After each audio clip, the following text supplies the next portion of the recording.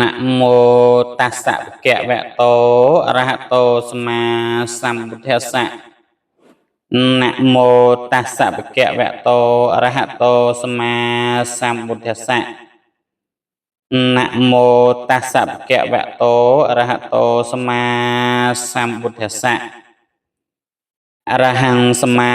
สัมพุทโธภะคะวาบุตตังภะคะวันตังอภิวาเดมิสวากขาโตภะคะวะตาอะหัมโมอะหัมมังนัมสสามิสุปฏิปันโนภะคะวะโตสาวกสังโฆสังฆังวันดามิទូព្រះបង្គំអង្គខ្ញុំប្រកាសណាសូមក្រាបនមស្ការថ្វាយបង្គំចំពោះព្រះភគវន្តមុនីអង្គនោះព្រះអង្គទ្រង់ឆ្ងាយចាកកិលេសទាំងពួងហើយដោយសេចក្តីគោរពទូព្រះបង្គំអង្គខ្ញុំប្រកាសណាសូមក្រាបថ្វាយបង្គំចំពោះព្រះធម៌ដែលជាធម៌អាចញ៉ាំងនៅសត្វប៉ះលោកឲ្យរួចផុតចាកទុក្ខទៅបានខ្ញុំប្រកាសណាសូមក្រាបថ្វាយបង្គំនៅព្រះធម៌នោះដោយគោរពខ្ញុំប្រកាសណាសូមក្រាបថ្វាយបង្គំចំពោះព្រះសង្ឃដែលជាសង្ឃសាវកនៃព្រះដ៏មានពភាកព្រះអង្គទ្រង់បានបដិបត្តិតាមកន្លងយុគលបាតរបស់ព្រះសម្មាសម្ពុទ្ធហើយដោយប្រពៃទូព្រះបង្គំអង្គខ្ញុំប្រកាសណាសូមក្រាបថ្វាយបង្គំនៅព្រះសង្ឃអង្គនោះដោយសេចក្តីគោរពតដនន្តរੰតហមង្ដេសិសាមិបន្តអំពីបែបបដនមស្ការដ៏សង្ខេបបែបខ្លីប៉ុណ្ណេះទៅក៏តម្រូវឲ្យទូព្រះបង្គំអង្គខ្ញុំប្រកាសណាត្មភាពនិងរតនីលើកយកនៅបកាយថាត្រង់ទីកន្លែងណាយកមកប្រកាសសម្ដែងនៅក្នុងវេលាឱកាសនេះដើម្បីឲ្យកើតនៅ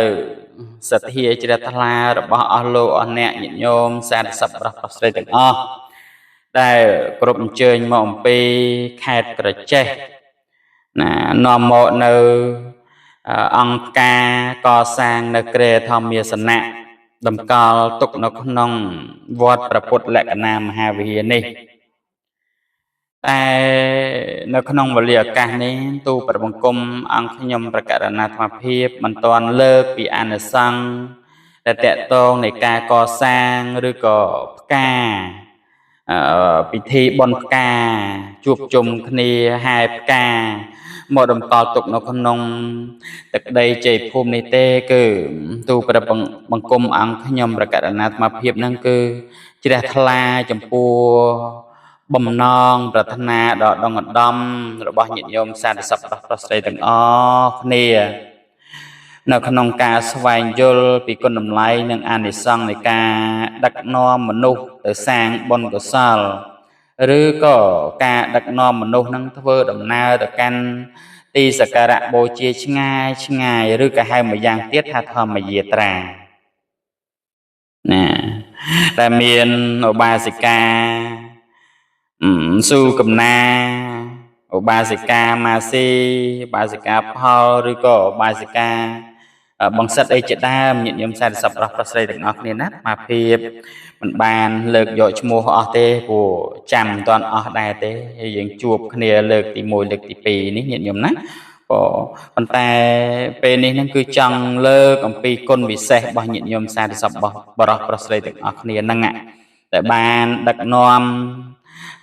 ញាតិញោមទាំងអស់ពីខេត្តកញ្ចេះខ្លះខេត្តស្ទឹងត្រែងខ្លះខេត្តនានាឬក៏ក្នុងប្រទេសក្រៅប្រទេសខ្លះដើម្បីបានមកបំពេញបុណ្យពេញកុសលនៅក្នុងទីកន្លែងយើងឆ្ងាយណាតែមិនមែនគ្រាន់តែជាការដើរលេងកម្សាន្តនោះទេញាតិញោមសាធុសប្បុរសប្រុសស្រីទាំងអស់គ្នាណាសូមជ្រាបឲ្យបានច្បាស់ដំណើរនេះគឺមិនមែនគ្រាន់តែជាដំណើរនៃការកម្សាន្តទេប៉ុន្តែជាទស្សនៈមួយនៅក្នុងពុទ្ធសាសនាគឺជាការសាបព្រោះនៅក្របពូជនៃសេចក្តីជ្រះថ្លាញាតិញោមគឺជាការសាបព្រោះនៅសេចក្តីជ្រះថ្លានិងការបំពេញបារមីយ៉ាងធំធេងសម្រាប់អ្នកដឹកនាំនិងអ្នកដើរតាមហ្នឹងណា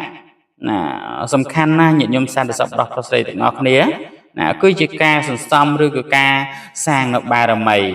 ca thua đầm nào từ can ti sẽ ca đạ bô chia ngay nâng cứ đầm râu oi miên ca lẹ bong pung pu ha tên cầm lăng cai tên cầm lăng chất nâng trọp thôn á nhận nhóm mình men thòm bật đà tê cả na thua đầm nào tới ngay nâng chất rồi bo nhận nhóm sa được sập rọc prostate từng óc nên nó cứ phai như độ bòn rất là miên ca tăng chất khăng nó có nông mà ha bệ nó biến ở sâu nâng presma samput trong trong ban tất cả sầm đai tập can pre hàn non nằm pi pahol này ca từ tu sân na ti cần lạnh cua oi sừng ve nâng sakara nông miền sang về chân địa ta nông đại miền chợ bát bà lấy tha chê thì cha rịch căng hình đần ta bạ sanh nạ chất ta ca lăng kari santi sapete kaya sa pheda bạ răng mạ rana su cả tiếng sa gang lô căng opapach chi santi miền sực đây tha chun tầng lai na mui ban đa tam rư có bàn đa từ căn ti trở lại cần lanh của rốt bô chia miền chặt đây chỉ đam miền chặt chè thà hơi phơ mẹ rồi nè cao tứ chun từng lai nút lúc bay lì riêng cai mình to pì nị tứ nâng ban từ cao nông sụp tệ xua tê vào lô tầng ọc nỉ rồi cho nên sầm rạp nè đợi nom nè đà tua chỉ nè này nom sập sai bỏ buồn rồi chui sầm ruột đò ca thưa đầm nào kê nắng rất te từ tua ban ở an đi sang thuê đòn làng prua chia con là già nằm mật á nhận nhóm chia con là già nằm mật nom kê từ độ lâu sậu đôi chỉ miên an đi sang chụp bong miên sầm đai chợ tô năng kê tệ sạt tô kê mua là bay là banh sốc xài đôi chiếc khăn rồi ôm này ca đào bọ bao từ cướp tư tì pro mà nô phong từng lai nâng tay sờ xa mặt đai bị mò tề mùi tiện nâng cử mà ha bạ rị ba rổ miên bo điều ba đôi sẽ đại chẳng người ta từ cao nông chiết na nông miên mà nô lọ rôm quạt chui chrum trên mình sạch sao nè chỉ ti sờ lanh lai pro luôn nâng lọp ban sang bò đi và thua nòm kê nâng từ thơ bon nâng ai môi tiết cứ thà chất miên nằm nài nâng sẽ cái đây khai hàn nè đặc nòm kê từ thơ pơ lọ nâng tay miên chất ong ai khai hàn nông chùm nôm chùm naom nâng mình rồi ai nhớ pro say lơ cầm lăng bon đại ban chui soi srang chất cầm nứt mà nung chỉ tràn miền chia tia ho chỉ tràn nó không nông cầm pi này bột sa nó không nông cầm pi này bột sa na năng miền riêng của ba thò mía xào ấy nó sắp đại ở sau cả mà hà riêng năng mình to pi bong ban lẹ bong ca thôi sông kriêm bong hồ chiêm hơi nó nghĩa mộ của rốt bô chia bờ bột sa naព្រះអង្គបានបង្កើតនៅយុទ្ធនាការដ៏ធំមួយគឺថាធម្មយាត្រាព្រះអង្គបានដឹកនាំរាជបរិវារប្រញាតវង្សសានវង្សប្រជានរាជរាប់ម៉ឺនសែននាក់ដើម្បីធ្វើដំណើរឆ្លងកាត់ព្រៃភ្នំក្រំថ្មយ៉ាងឆ្ងាយទៅកាន់ទីកន្លែងដែលព្រះពុទ្ធទ្រង់ប្រសូតព្រះអង្គត្រាស់ដឹងព្រះអង្គសម្ដែងពធនិងទីកន្លែងដែលព្រះអង្គបរិនិព្វានការបណ្ដងនៅសេចក្តីជ្រះថ្លានៅគ្រប់ទីកន្លែងនឹងព្រះអង្គបានសាងសសរថ្មញាតិញោមសាងសសរថ្មសសរអសោកហ្នឹងគឺថានឹងស្ទូបដើម្បីទុកស្ទូបហ្នឹងគឺបច្ចុប្បន្នយើងហៅថាបច្ចេកដីស្ទូបឬក៏ទីកន្លែងគ្រប់សក្ការៈបូជាដើម្បីតម្កល់ទុកជាចំណាំផងនិងដើម្បីឲ្យមនុស្សដែលមកពីឆ្ងាយហ្នឹងក្រាបសំពះហ្នឹងកើតនៅសេចក្តីជ្រះថ្លាដកចិត្តចេញពីសេចក្តីសាហាវខូខើនិងអានិសង្ឃ នឹងធ្វើឲ្យពនាមរបស់ព្រះអង្គនឹងคล้ายជាស្ដេចចក្រពត្តិធម៌ស្ដេចចក្រពត្តិធម៌ដ៏អស្ចារ្យបំផុតក្នុងលោកហើយមានរឿងរ៉ាវរបស់មគ្គមានុប្បអិនកាលដែលព្រះអង្គនៅជាមនុស្សឈ្មោះថាមគ្គមានុបព្រះអង្គតែងតែដឹកនាំមិត្តភ័ក្តិ32នាក់ទៀតធ្វើការងារសាធារណប្រយោជន៍មានការកាប់ឆ្ការផ្លូវឆ្ងាយធ្វើសាលាសំណាក់សម្រាប់មនុស្សធ្វើដំណើរនឹងដាំដើមឈើឲ្យជាមលុបដល់អ្នកធ្វើដំណើរទៅកាន់ទីសក្ការៈនឹងឬក៏ថាទៅកាន់ទីក្រុងនឹងផលដែលទទួលបាននឹងការដឹកនាំមនុស្សធ្វើកិច្ចការល្អនឹងជួយសម្រួលផ្លូវឆ្ងាយបែបនេះបានធ្វើឲ្យមគ្គមានុបហ្នឹងនឹងមិត្តភ័ក្តិទាំងអស់បានទៅកើតជាព្រះអិនបានទៅកើតជាព្រះអិននឹងទេវតានៅឯឋានត្រៃត្រឹងមានវិមានទឹកនឹងបរិវាររាប់ម៉ឺនអ្នករាប់ម៉ឺនអង្គរាប់មិនអស់ទេណាច្រើននឹងគឺការធ្វើដំណើរទៅបនទីកន្លែងឆ្ងាយដូចជាទីអារាមដាច់ស្រយាលភ្នំសក្ការៈបូជាឬដែនដីពុទ្ធភូមិដូចជាវត្តពុទ្ធលក្ខណៈមហាវិហារភ្នំជ័យសូរយើងជាដើមហ្នឹងដែលចូលមកមិនចិត្តទេញាតិញោមឃើញណាចូលមកពីពុទ្ធបរិស័ទមកពីផ្លូវមក4គីឡូកន្លះ4500 ម៉ែត្របានមកដល់កន្លែងយើងអត់មានពុទ្ធបរិស័ទទេតែគួរឲ្យជ្រះថ្លាណា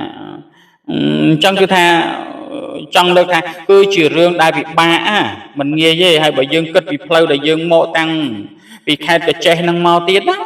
កញ្ចេះស្ទឹងត្រែងរតនគិរីមណ្ឌលគិរីចូលគ្នាមកឋានទៀតណាមានសាច់ញាតិបងប្អូនជ្រះថ្លាចង់អញ្ជើញមកហ្នឹងណាកំពង់ចាមត្បូងឃ្មុំអីហ្នឹងមកតាមនឹងអ្នកពីអ្នកបន្តគ្នានឹងជួយផ្សព្វផ្សាយគ្នាជួយដឹកនាំគ្នាមកបន្តបន្ទាប់ហ្នឹងអញ្ចឹងគឺថាមិនមែនជារឿងស្រួលទេ